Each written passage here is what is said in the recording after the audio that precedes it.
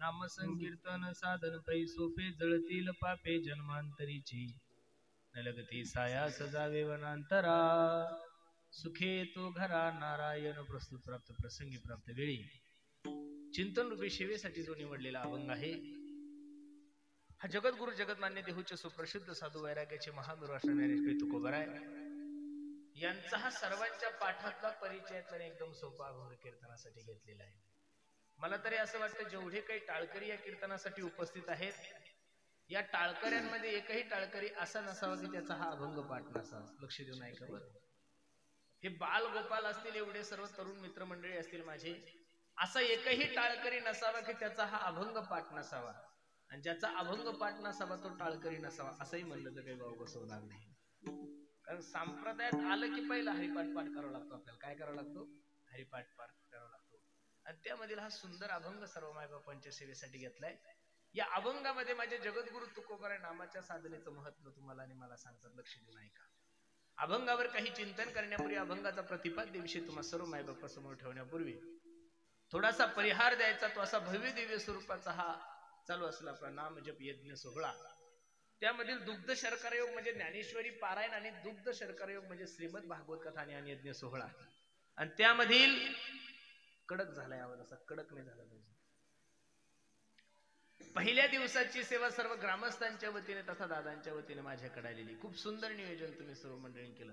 बहुतांशी पहिल्या दिवशी कीर्तनकार कीर्तन घ्यायला नाहीच म्हणतो महाराज. महाराष्ट्रातले जेवढे काही नामांकित कीर्तनकार आहे तुम्ही त्यांना फोन करा आणि त्यांना विचारा, दादा आमचा खूप मोठा सप्ताह आहे, 50वा वर्ष आहे आणि ही तारीख खाली का? ते म्हणतात कितवा दिवस आहे? ते म्हणतात पहिला दिवस आहे. ते असला खाली तरी म्हणतात माझा पहिला दिवस खाली नाहीये. पण मला असं वाटतं, मला पहिल्या दिवशी कीर्तन करायला जेवढा आनंद वाटतो तेवढा जागराला सुद्धा नाही, काल्याला सुद्धा नाही. याचं कारण असं आहे, पहिल्या दिवसाचं सगळ्यात मोठं बेनिफिट हे की पहिल्या दिवशी कीर्तन पडलं तरी चालतं आणि रंगलं तरी चालतं. लोक म्हणतात पहिलाच तो दिवस होता. पण एवढी उपस्थिती, एवढ्या माझ्या आई बहिणी, एवढे तुम्ही वडीलधारी मंडळी, एवढे सर्व तरुण पाहिल्यानंतर महाराष्ट्रातला कोणताच माणूस म्हणणार नाही की सप्त्याचा पहिला दिवस असं वाटतं 7वा दिवस आहे महाराज. वा. आता कीर्तन पडतं कसं आणि उठतं कसं मला काही अजून माहित नाही बरं महाराज. हे बघा, कीर्तन हे पडत नाही उठत नाही. काही काही कीर्तनकार म्हणतात महाराज एवढं सुंदर वातावरण होतं ना हो, पण पक्वाजन माझं कीर्तन पाडलं. काय म्हणतात आबा लोक? पक्वाजन माझं कीर्तन पाडलं. काही म्हणतात गायकानं माझं कीर्तन पाडलं. तू एवढा कच्चा कीर्तनकार आहे की पक्वाजन तुझं कीर्तन पाडावं? लक्ष देऊन ऐका. कीर्तने पडतही नाही आणि कीर्तने उठत सुद्धा नाहीये. कीर्तनी पांडुरंगाची सेवा आहे महाराज. काय रंगलं तर रंग देवता तयार होती, नाही तर जगन्नाथांना सारख्याला सुद्धा रंग देवता सापडत नाही. विठ्ठल विठ्ठल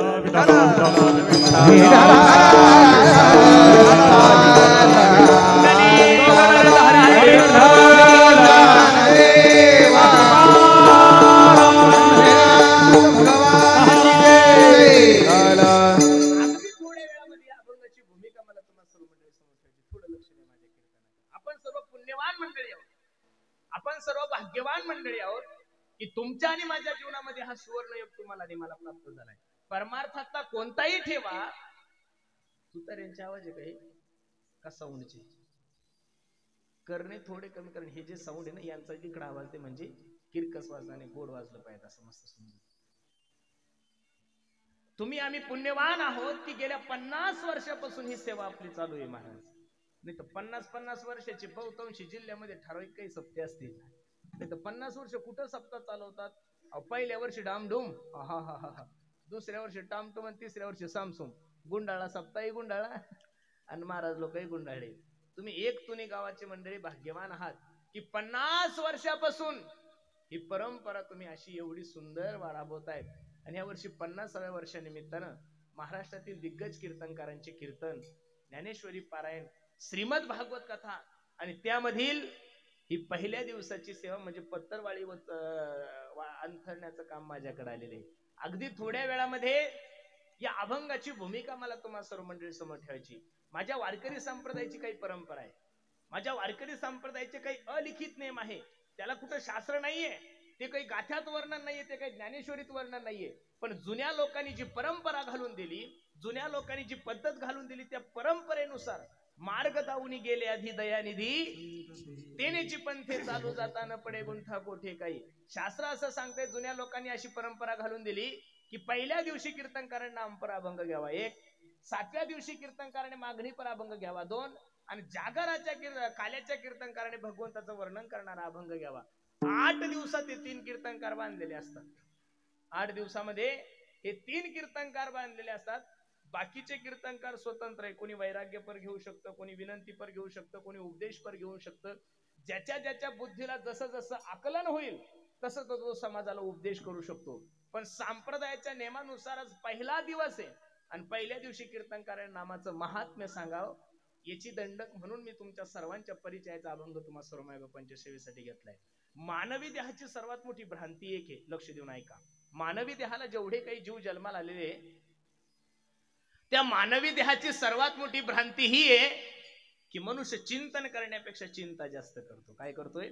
चिंतन करण्यापेक्षा चिंता जास्त करतो. आणि ती चिंता तिच्यापासून कसा आनंद प्राप्त करून घ्यायचा आहे, ती चिंता तिच्यापासून कसं सुख प्राप्त करून घ्यायचंय, ती चिंता तिच्यापासून कसं समाधान प्राप्त करून घ्यायचं, त्याच्यासाठी राबवलेला जो हा प्रयोग आहे त्यालाच अखंड हरिनाम सप्ताह म्हणतात. मी नेहमी सांगत असतो, तुम्ही 10 कोटीच्या नाही 50 कोटीच्या घरामध्ये झोपा, खालून एसी लावा, वरून एसी लावा, दरवाजाला एसी लावा, कोणतीही एसी लावा, पण तुम्ही ज्यावेळेस खाटवर पडसाल ना तर तुमचं मन मात्र स्थिर राहत नाही. काही ना काही डोक्यात विचार चालू असतात. इथं जेवढे काही कीर्तनाला बसलेले लोक आहे, फक्त माझी एक विनंती, खोटं बोलू नका, खरं सांगा. इथं तुम्ही जेवढे काही माझे मायबाप कीर्तनासाठी उपस्थित आहे, तुमच्या मनात येत किंचित तरी चिंता आहे का आता कोणी घरी जाईल, कुलूप तोडल, हाय तो कापूस घेऊन जाईल, हाय ती सोयाबीन घेऊन जाईल, हाय ती तुरी घेऊन जाईल? अजिबात नाही. याचं कारण मानवी देहाला खरं समाधान, मानवी देहाला खरी शांती आणि मानवी देहाला खरा आनंद जर कोणत्या ठिकाणी प्राप्त होत असेल तर ते ठिकाण फक्त आणि फक्त हे धर्म व्यासपीठ आहे. विठाला विठाला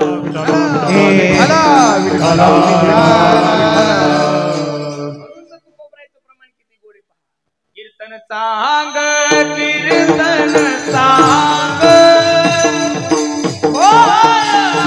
हरि रूप, होय अंग हरि रूप,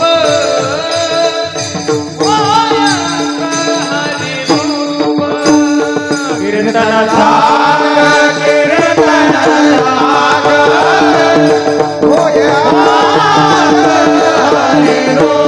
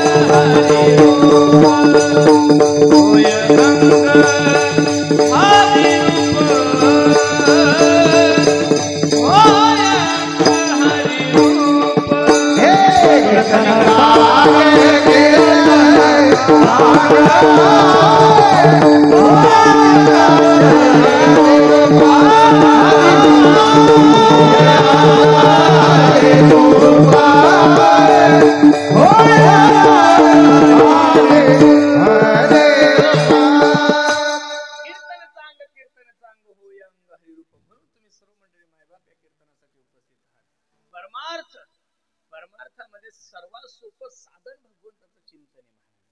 नामसंकीर्तन साधन पायी सोपे. बाकीच्या साधनाचा जर विचार तुम्ही आम्ही करायला गेलो तर कसं शक्य होईल महाराज? अजिबात नाहीये. शास्त्रकार सांगतात या कलियुगामध्ये माणसाची आयुष्य मर्यादा कमी 1, कधी जाईल याची गॅरंटी नाही 2. मग एवढ्या कमी कालावधीमध्ये कधी जाईल याची गॅरंटी नाहीये.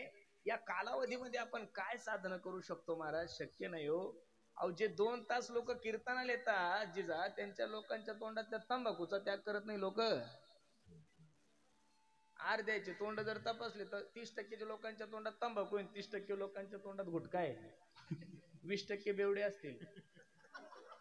आणि काय तुम्हाला काम क्रोधाधिक विकार कळणार आहे आणि कशावर विजय मिळवणार आहे आपण? शास्त्र असं सांगतंय की तुम्ही काय तुम्ही योग नाही करू शकत. काय करू शकतो? अरे 2 तास कीर्तनाला बसतोय आपण तर रामदेव बाबाचे 72 आसनं करतो. 2 तास मांडी घालता येत नाही तुम्हाला आणि मला, आणि तुम्ही बाकीचे साधन काय करणार आहे? शास्त्रकारांनी मार्गदर्शन किती गोड केलं पहा. गवळणींनी घर सोडलेलं नाहीये. थोडं कमी कर दादा. गवळणींनी थोडं इकडं दादा, असं इकडं. गवळणींनी घर सोडलं नाहीये, स्वधर्माचा त्यागही केला नाहीये, तरी सुद्धा गवळणी भगवंताला प्राप्त करू शकल्या. थोडं लक्ष देऊन ऐका माझं कीर्तन. गवळणी संसारामध्ये राहत होत्या, लेकरं बाळ होते, गाईचा व्यवसाय होता, दूध काढत होता, मथुरेला दूध. मग एवढं सगळं करत असताना भगवंत त्यांच्यासाठी का वेडा झाला होता? न चांतरण बहिर्यश्य न पूर्व नापीच्या अपरम पूर्वापरम बहिष्ठांतर जगतो यो जगच्चय. हा अख्खं विश्व ज्या जगाच्या मालकासाठी वेड आहे, तो जगाचा मालक 100 ग्रॅम लोण्यासाठी अर्धा तास त्या गवळणी समोर नाचत होता. असं काय केलंय त्या गवळणीने? काहीच केलेलं नाहीये. त्या गवळणी घरामध्ये जरी राहत होत्या तरी मनामध्ये भगवंताला ठेवत होत्या. अरे आत हरी बाहेर हरी, हरीने घरी. मथुरेला जर बाजाराला गेल्या तर चिंतन भगवंताचं चालू होतं. त्याच्यामुळे मुखावाटे गोविंदू घ्या कोणी दामोदर घ्यागे, तव तव हासती मथुरेच्या गे. अंतःकरणात भगवंताचं चिंतन चालू आहे म्हणून धरिताही परी आवरेना. ज्या गोष्टीचं चिंतन अंतःकरणात चालू आहे महाराज, ते तोंडावाटे बाहेर आल्याशिवाय राहणार नाही. उद्या सकाळी थोडा आवाज कमी कर. उद्या सकाळी माया हो एखादी माय माऊली आपल्या एक तुनी गावामध्ये आली. तिच्या डोक्यावर टोपले, त्याच्यामध्ये बटाटे, कोबी आहे, कांद्याची पात आहे, मेथीची भाजी आहे. आणि ती माय माऊली तुमच्याकडे पाहून म्हणायला लागली, पांडुरंग घ्या कोणी विठ्ठल घ्या गे. तुम्हाला म्हणू लागली, ओ माया ओ पांडुरंग घ्या कोणी विठ्ठल घ्या गे. तुम्ही काय विचार करसाल माया ओ? खरं सांगा. तुम्ही फक्त एवढाच विचार करसाल, बाई नक्कीच्या गोळ्या संपल्या. दुसरा काय विचार करू शकता दाबा? हिच्या डोक्यावर मेथीची भाजी आहे ना, हिच्या डोक्यावर वांगे, हिच्या डोक्यावर बटाटे, नाही म्हणते पांडुरंग घ्या विठ्ठल घ्या. तुम्ही आता जसं त्या बाईला येडं समजताल, त्यावेळेस त्याही काळामध्ये लोक त्यांना येडं समजत होते. तुकोबराय सांगतात, तुका म्हणे हसे जन नाही कान तये ठाई. गवळणीने स्वधर्माचा त्याग केला नाहीये, गवळणीने नवऱ्याचा त्याग केला नाही, सासू सासऱ्याचा त्याग केला नाही, तरी सुद्धा भगवंताने त्यांच्यासाठी 6 महिन्याची रात्र करून जगातली सर्वात मोठी जी लीला आहे ती महारात्रीला गवळणी सोबत केली. याचं कारण गवळणी किती वर्षापासून भगवंताचं चिंतन करत होत्या.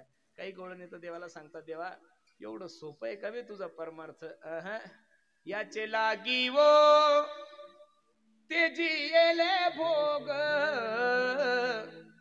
याचे लागी वो केले नाना याग, याचे लागी वो अष्टांगादी योग, याचे लागी वो या विषयाचा त्याग, जन्म जन्मांतरी केली हे सूचना. अबे एका जन्मात थोडी तुझी पूजा करतोय आम्ही, अनेक जन्मापासून मागे बहुत जन्मी हेच करीत आलो आम्ही. एवढ्यावर नाही थांबल्या गवळणी म्हणतात, याचे लागी वो मंत्र जप केला, याचे लागी वो वेदांत पाहिला. ए देवा, तुझ्यासाठी नामस्मरण केलंय, तुझ्यासाठी मंत्र जप केलाय, तुझ्यासाठी यज्ञ याग केले, तुझ्यासाठी तीर्थाटन केले, तुझ्यासाठी सर्व विषयाचा त्याग केला, आणि एवढं करून सुद्धा आमच्या पदरात काय पडलं? परमार्थ करून भगवंताची सेवा करून जर पदरात काही पडत नसेल तर फायदा काय महाराज? गवळणीने सर्वस्वाचा त्याग केला, पण गवळणीने घर सोडलं. ज्ञानोबराय सांगतात, असोनी संसारी जिव्हे वेगू करी वेदशास्त्र बारी पाय सदा. मग महाराज बाकीचे साधन तुम्हा आम्हाला काय शक्य होणार आहे?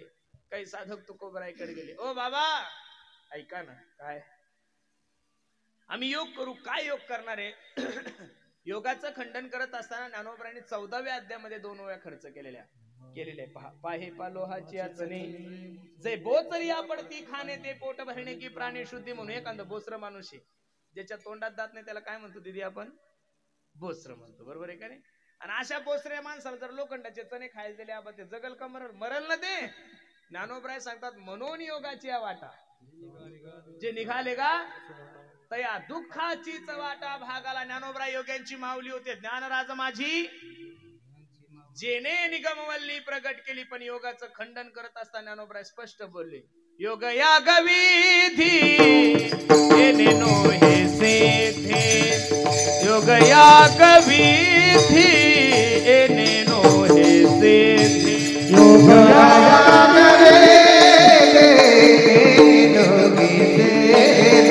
योग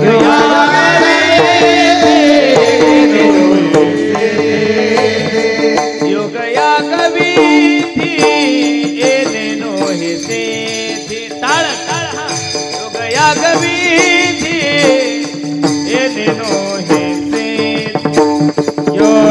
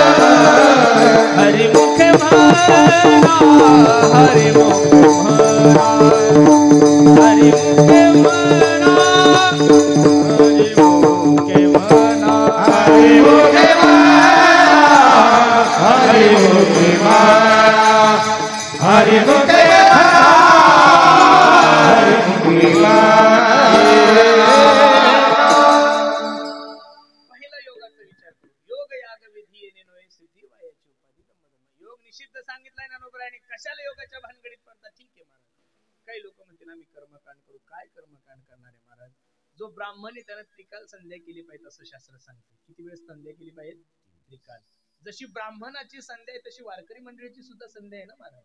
ज्याच्या गळ्यामध्ये पवित्र तुळशीची माळ आहे, ज्याच्या कपाळाला गोपीचंदन टिळाय, जो ज्ञानोबराय तुकोबरायचा स्वतःला म्हणून घेतो त्यानं नाही दिवसातून 2 वेळेस हरिपाठ पण एकदा तर हरिपाठ केलं पाहिजे. त्याची संध्या आहे ना महाराज. बरोबर आहे का नाही? आता कर्मकांड एवढा अवघड आहे.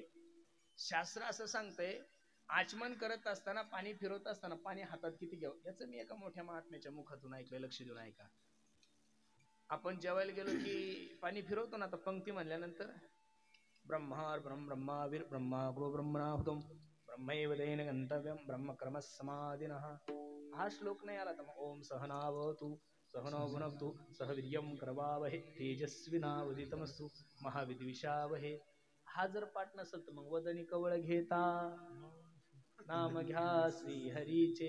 हे तर सगळ्याला जेवण्यासाठी पाठ करावाच लागतो महाराज. बरोबर आहे का? मग हा ज्याच्या पाठ नाही, आता मी जो म्हणणार आहे तो तर सगळ्याच्याच पाठ आहे. रावणा रावणा राजगंभीर केले शिते सारखे रत्न चोरून नेले. काय श्लोक म्हणतील आणि कसे म्हणतील देव जाणे महाराज. कुठून काढतात लेखक कोण आहे काही सापडलेलं नाही. आता पाठीमागच्या महिन्यात द्वादश होती आणि मी घरीच होतो. आपल्या गावाकडे द्वादशीचे जेवण घालतात, एकादशी घालतात. मग आमच्या चुलत काकूची द्वादश होती. तिने मला आवाज दिला, ए महाराज जेवायला सकाळी 9 वाजता द्वादश आहे, माझ्या घरी मिरचीची भाजी केलेली आहे. मग मी आता घरीच होतो, म्हणलं चला आपण. मग मी एकटा कशाला जाऊ, आमचे 4-5 मित्र घेऊन चालू म्हणलं चला काकूच तिथं जेवण आहे. आता मी महाराज आहे, वर्ग मित्र सगळे बसले की एकदम म्हणे ए महाराज. म्हणलं काय रे? मला एक श्लोक म्हणायचा म्हणे. म्हणलं तू कुठं पाठ केला? अरे तू ऐकतं म्हणे, कुठून आणतात बिचारे काही कळत नाही. मी तो श्लोक ऐकल्यानंतर विचार केला लेखक ज्या दिवशी मला सापडेल त्या दिवशी त्याला दन उचलू आजलो. त्यानं सुरू केला नदीच्या काठीचा पट गोटा. ऐका बरं श्लोक किती भारी. नदीच्या काठीचा पट गोटा गरम चपात्या लावरे झपाटा. वाढणाऱ्या वाढ तुझ्या काय बापा जात इथं बिन बोलवायचं कोण येत रंगनाथ महाराज की काही म्हणतात ते. कोणत्याही देवाचं नाव घेऊन पूर्ण करून टाकतात. टंगळ मंगळ झेंडल चला. शास्त्र असं सांगतंय, आचमन करत असताना, पाणी फिरवत असताना उडदाचा दाना भिजेल एवढंच पाणी हातावर घ्यायचं. त्याच्यापेक्षा जास्त झालं आणि त्याच्यापेक्षा कमी झालं तर मदिरा म्हणजे दारू पिण्याचं पाप लागतं. काय लागतंय? दारू. तुम्ही तो लोकांच्या घरी गेले की अर्धाले घरवले. कर्मकांडाच्या नांदी लागू नका. ठीक आहे महाराज, योग अवघडे, कर्मकांड अवघडे. एक मनुष्य हुशार होता, तो म्हणे आम्ही यज्ञाधिक कर्म करू. काय यज्ञाधिक कर्म करणार आहे महाराज? राजसू नावाचा यज्ञ पाचवी पांडवांनी केला तर तुपाची धार हत्तीच्या सोंडासारखी होती. आता तूप म्हणलं की चूप बसावं लागतं. तूप पाहायला भेटत? अहो तुपाचे कुठे दिवस राहिले महाराज, गेले. आता डालडा बी नाही, तुपही नाही महाराज. त्या कोल्हापूरला माझा काला जागर होतं. काल्याच्या दिवशी आम्ही सगळे लोक जेवायला बसले. बरं, तूप वाढणारा माणूस लय हुशार असतो. पंक्तीतही पहा, तो असा वाढतो महाराज की एक थेंब मोठ्या मुस्किलीम पडल महाराज, इतका बुद्धिमान असतो. मग ती माय माऊली तूप वाढत होती, तुप तुप तुप तुप तुप तुप तुप तुपच करत गेली. तूप वाढलंच नाही ना. मी त्या मावशीला, अ आई, अ मावशाव, तूप वाढलंच नाही ना तुम्ही. ती मला हळूच म्हणे, पुरुषोत्तम दादा आता तूप खायचे दिवस नाही म्हणे, तूप ऐकायचे दिवस आहे म्हणे. मग एवढं जर तूप दुर्मिळ झालं तर आपण काय यज्ञाधिक कर्म करणार आहे महाराज? 120 रुपयामध्ये सत्यनारायणाची पूजा करणारे हलकट लोक आपण. 120 मध्ये बामणाची दक्षिणा सुद्धा, आणि सत्यनारायणाची पूजा करत असताना सत्यनारायणाचं सामान वेगळं वेगळं आणायचं काम नाही. दुकानदाराला सांगू लागतो, ओ दुकानदार, सत्यनारायणाचं सामान. त्या दुकानदार बी एवढा हुशार असतो, किडक्या सुपाऱ्या, खौट खोबरं. अरे तुम्ही चांगलं खाता आणि देवाला खौट देता, कशी देवाची कृपा होईल? होणं शक्यच नाहीये. म्हणून यज्ञाधिक कर्म अवघडे, कर्मकांड अवघडे, योग अवघडे. काही लोक म्हणतील आम्ही ज्ञान संपादन करू. कसं शक्य आहे? आमच्या दोन्ही पखवाद वादकांचं पखवाद ऐकल्यानंतर तुमच्या गावातला म्हातारा एखादा विचार करेल, आपणही शिकू. म्हातारपणात ते जमत नाही बरं बाबा, त्याला तरुणपणात घासावं लागते दगडानं. दगडानं नाही, अभ्यास करावा लागतो. एका एका बोलाची 4-4 तास प्रॅक्टिस करावं लागते मला. जेवढ्या सहजासहजी कसं होईल? लोकांची धारणा अशी झालेली आहे जिजा की महाराज होणं लय सोपं आहे. सगळ्यात अवघड महाराज होणं आहे. तुम्हाला असं वाटतं का हे सोपं आहे म्हणून धोतर घालणं, तुमच्यासारख्या लोकांना एवढं बोलणं? अरे बाबा किती कठीण आहे. तिथून निघल्यावर पहिला प्रश्न निर्माण असतो, आपण टायमावर पोहोचतो का नाही.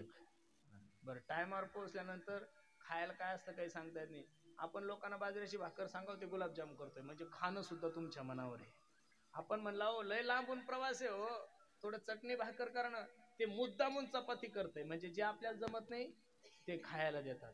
बरं, तिथं आल्यानंतर पहिलं टेन्शन असतं, माईक सिस्टीम बरोबर आहे का नाही, लोक ऐकायला आहे का नाही, वादक चांगले आहे का नाही, परत गायक चांगले आहे का नाही. आता इथं माईक सिस्टीमही एक नंबर आहे, वादकही गावचेच आहे, त्यामुळे काही विशेष नाहीये, गायकही सगळे गुरुबंधू मंडळी आहे, ऐकायलाही समाज बरोबर आहे.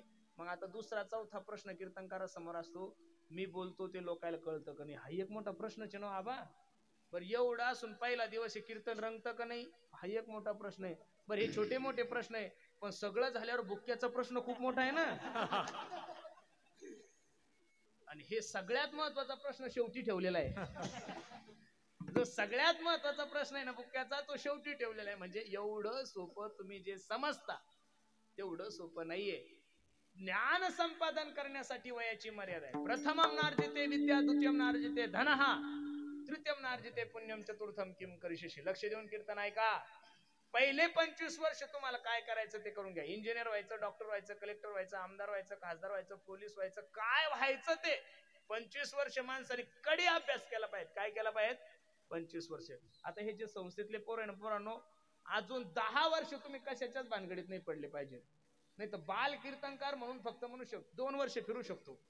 बाल ज्या दिवशी ठोकर होईल ना, कीर्तन आपाप बंद होतात महाराज. बाल ज्या दिवशी ठोकर होईल त्या दिवशी कीर्तन बंद होतात ना. लहान लेकरू म्हणून लोक तुमचं कौतुक करतील. लहान लेकरू तुम्ही येडेवानी जरी बोलले आणि शिव्या जरी दिले, लोक म्हणतील जाऊ द्या बाल आहे बाल आहे. पण तू 97 वर्षाचा जरी झाला तरी बालच म्हणत असेल, मग त्याला तुम्हाला थोडं परिपक्व व्हावं लागेल. आम्ही समाधानी महाराज.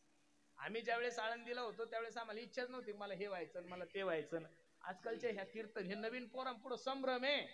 साधू आव का ब्रह्मचारी राव, का संन्यास घ्याव, का गायक व्हाव, का वादक व्हाव, बरं राहायची इच्छा आहे, साधक व्हायची इच्छा आहे, पण आमच्या गाड्या घोड्या युट्यूब पाहिलं त्यांना वाटतं आपल्याला पाटील व्हायचं. अरे बाबा तसं नाही रे, काय तेल मुंग्या चालतात ते आम्हाला माहितीये.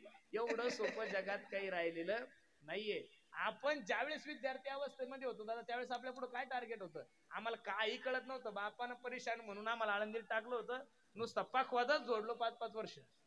नंतर गायन, नंतर गीतेची संतान, नंतर हरिपाठन, मग नंतर 2010च्या नंतर कीर्तनाचा विषय. आता तर पोरं संस्थेत टाकले की हरिपाठ नको, गीता नको, त्यांना लगेच 6 महिन्यात कीर्तनकार झाला पाहिजे. आणि बाप तर एवढा आडमुठे, लगे संस्था चालकाला सांगतो, महाराज 6 महिन्यात पोरग इंदुरीकर झाला पाहिजे. बापाची ठेव आहे का ती, का मशीन आहे का टाकला की इंदुरीकर? लोकांचं काय झालंय माहितीये का, कष्ट न करता श्रीमंत व्हायचंय दादा. लोकांना कष्ट न करता श्रीमंत व्हायचंय आणि अभ्यास न करता ज्ञानी व्हायचंय. लक्ष देऊन ऐका, कष्ट न करता मनुष्य श्रीमंत होऊ शकत नाही एक, आणि अभ्यास न करता मनुष्य ज्ञानी होणं शक्यच नाहीये.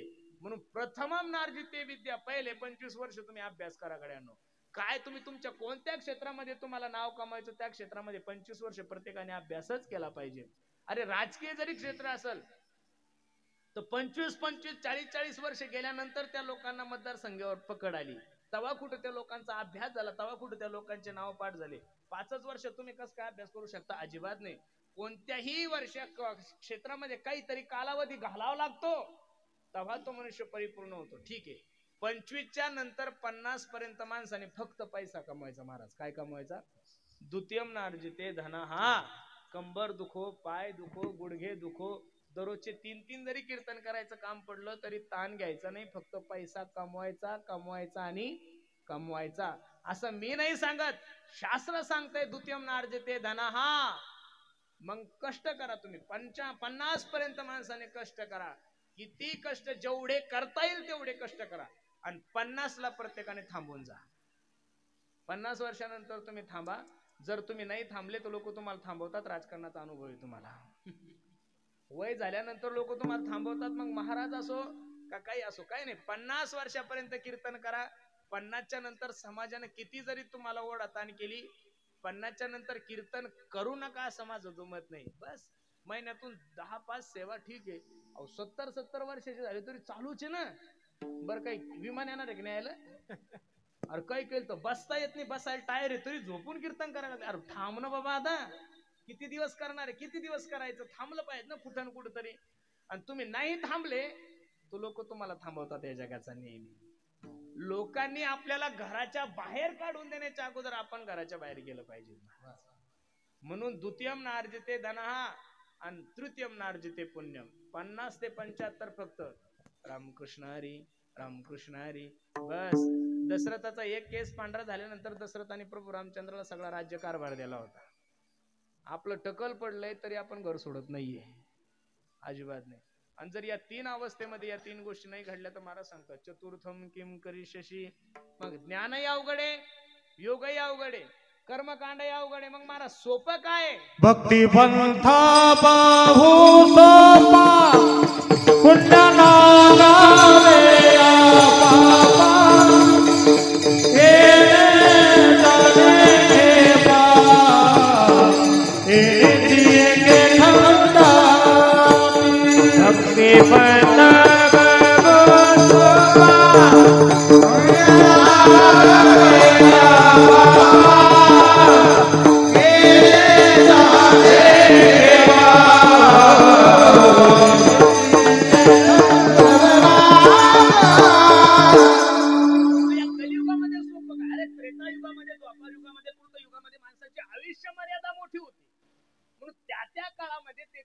योग्य होते. आता आयुष्य मर्यादा थोडी आहे.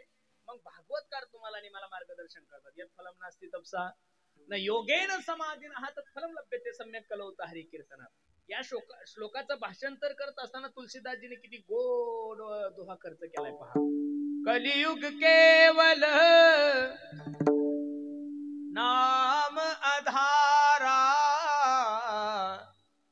सुमिर सुमिर नर उतरही पारा. कलियुग केवल नाम आधारा सुमिर सुमिर नर उतरही पारा. पहिलं प्रमाण मी तुम्हाला भागवतातलं दिलं 1, दुसरं प्रमाण मी तुम्हाला तुलसीदासजीचं दिलं 2 आणि तिसरं प्रमाण माझ्या तुकोबरायचंय पहा. कलियुगा माझी करावे कीर्तन, कलियुगा माझी करावे कीर्तन, कलियुगा माझी करावे कीर्तन, कलियुगा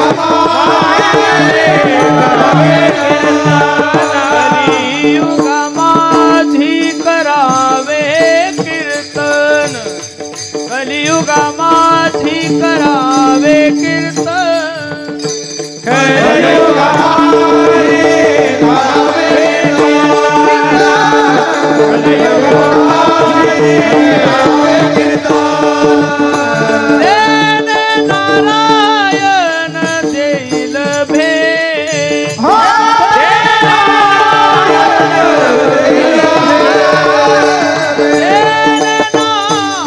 नारायण देईल भेट,